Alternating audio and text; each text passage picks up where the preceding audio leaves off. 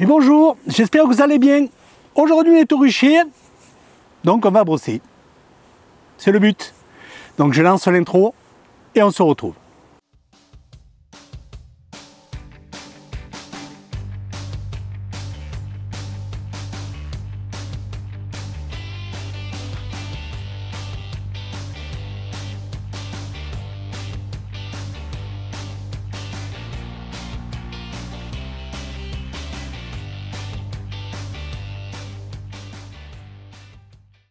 Alors on vient de passer une période là vraiment très chaude, on a eu une canicule, donc je suis pas passé au rucher parce qu'il faisait vraiment trop chaud pour ouvrir les ruches et je voulais pas déranger les abeilles en cette période, je n'avais aucune utilité. Donc là les températures sont retombées, heureusement, mais avec la chute des températures on a eu un petit peu de pluie, pas beaucoup, hein, mais très peu. Et on a du Mistral. Donc hier 100 km/h, aujourd'hui dans 70 km/h et demain à peu près pareil. Et après ça devrait diminuer. Donc avec 70 km/h, je ne vais pas non plus ouvrir parce que comme vous le savez, c'est pas des bonnes conditions pour ouvrir les ruches avec du Mistral. Par contre, j'avais un travail à faire sur ce rucher. La dernière fois que je suis passé, j'ai vu qu'il y avait du frelon asiatique. Je n'avais pas mis de matériel de chez Samvé pour lutter contre le frelon. Donc aujourd'hui, j'ai amené deux types de matériel différents pour mettre en place et pouvoir aussi répondre à certaines questions des internautes qui m'ont été posées. Ça sera beaucoup plus simple de vous montrer ça en image. Allez, on attaque de suite pour la lutte contre le frelon asiatique. Donc voilà les deux modèles que j'ai amenés, des insecteurs et la harpe.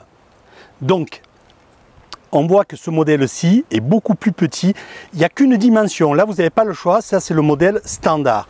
Donc il est plus bas, on va dire de 15 à peu près, ouais, un bon 15 cm, et il est moins large d'une vingtaine de centimètres. Donc si on prend sur l'amplitude, celui-ci couvre plus de surface. Donc nous allons commencer par la harpe. Alors,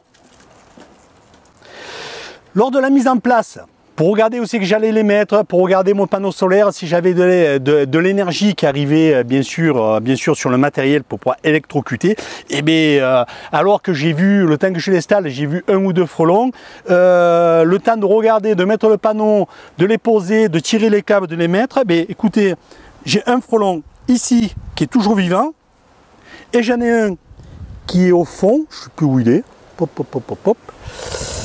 Mais voilà, il est ici, ah mais il est vivant aussi, il est vivant aussi, il est ici, hop. Donc, il y en a deux qui se sont fait piéger en l'espace de 5 minutes. Donc, autant que ce que moi j'ai vu de regarder comme ça. Donc, sur les nouveaux modèles, ils ont rajouté, mais ça c'est des commandes à part, c'est des sachets que l'on achète à part. Donc vous pouvez le mettre sur les anciennes versions, des billes. Et j'ai vu les frelons, d'ailleurs j'en ai filmé un, je vais vous le mettre en image, attaquer la bille, donc c'est vraiment quelque chose d'intéressant. Et là-dessus, j'ai eu des remontées de clients qui ont déjà les billes et qui m'ont dit que ça avait une très bonne efficacité. Et là, je peux vous le confirmer. Donc, le système de la harpe avec les billes, ce n'est plus quelque chose de passif, mais c'est devenu un piège actif parce que ça attire aussi le frelon. Alors, pour rappel, le deuxième modèle, pareil, on peut rajouter des billes qui ont été mises en place. Et bien sûr, on peut rajouter ici, alors là, je n'ai pas pris parce qu'actuellement, les appâts, ils ne sont pas sur le sucre. Donc moi, des appâts protéinés, j'en mets pas. Sinon, on en met ici, ça les attire et ils se font piéger. Là, pareil. Là, je l'ai en vidéo, vous allez voir que le frelon, il vient, il attaque la bille. Il y en a un second qui voit qu'il a attaqué, vient et attaque aussi. Et les deux, eh bien, j'en ai un qui est ici, dans la bouteille. Et j'en ai un autre qui est ici, mort, qui s'est fait... Ah non, non, il est vivant, il bouge encore. Et le dernier, non, il n'est pas encore mort, il bouge encore, mais bon, ils ne sont pas frais. Hein. Donc, 3 à l'espace pareil de 5 minutes. Hein. J'aurais voulu le faire, je ne serais pas arrivé. C'est pas moi qui les ai attrapés, qui les ai mis dedans. Hein. Je peux vous dire que j'ai autre chose à faire que m'amuser à ça. J'ai mis un modèle qui est ici. qui me prend les ruches du fond. Et ici, quand ils veulent passer d'ici à là, systématiquement, les frelons passent par ici, peuvent venir faire la longueur, suivent et après basculent de l'autre côté. Donc j'en ai mis une seconde à l'autre passage, voilà, pour qu'ils se fassent attraper quand ils passent, quand ils suivent les ruches d'un côté de l'autre, et se faire aussi attirer par les billes qu'il y a dessus. Le petit rappel qui va bien, n'oubliez pas, le 2 septembre, donc on y arrive, hein, on y est bientôt. C'est l'ouverture des réservations des commandes pour les essaims et les abeilles pour 2024. Donc comme je vous l'avais promis, je vous fais les rappels. Il faut que j'y rajoute une petite porte comme je fais ici et un petit morceau de bois pour que ça leur fasse, pour que le puisse rentrer plus facilement.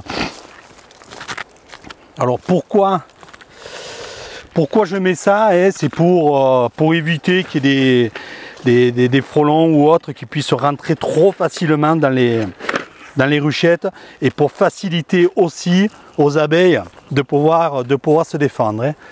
Hein. Donc je regarde, hop, allez, je vais mettre un jaune. J'espère qu'elles vont être cool. C'est les conditions, je ne suis pas sûr que le soit. Donc vous voyez que j'avais rajouté sur toute, avec la canicule, hein, j'avais rajouté sur toutes les ruchettes une isolation supplémentaire, hein, pour que le puisse combattre plus facilement et se protéger plus facilement aussi du chaud.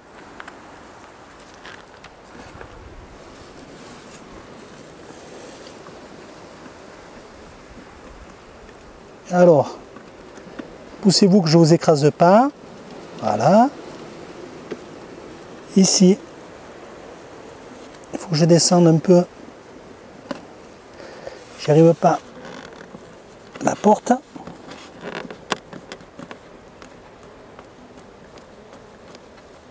Voilà. Voilà. Ici, on est pas mal. Hop. Je le visse dans le polystyrène. On se leur rajoute juste une petite planche d'envol, hein, c'est pas d'envol ou d'atterrissage. Hein.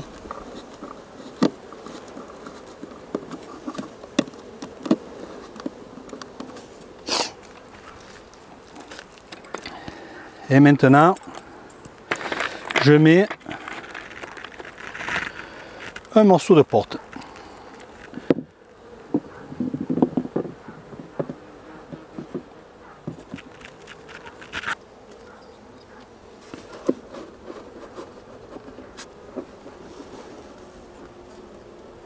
Voilà. Voilà mesdames. Ah, je tombais une vis. C'est pas grave. Allez la récupérer. Essayez de ne pas tomber la deuxième.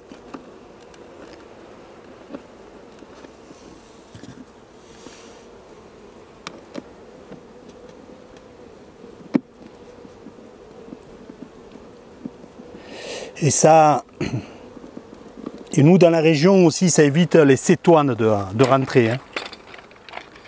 Mais ça c'est pareil, il n'y en a pas de partout dans toute la France. Hein.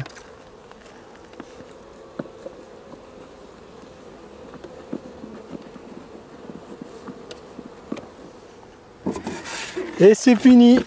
Donc toutes ici elles en ont. Moi je laisse la protection. Hein. Ça ne gêne pas. Écoutez, voilà ce que je peux faire au rucher. J'ai pas plus à faire par ces conditions. Il n'y a aucun toit qui s'est envolé, tout est normal et j'ai tout vérifié. J'avais qu'une porte et une planche à mettre. C'est la dernière fois que je suis venu, il m'a manqué une. J'ai affaire sur notre rucher, j'en ai une. Ouais, 50 ou 60 à faire sur des ruchettes, le même principe, mais tout est prêt, j'ai juste à passer à le visser, donc ça sera vite fait.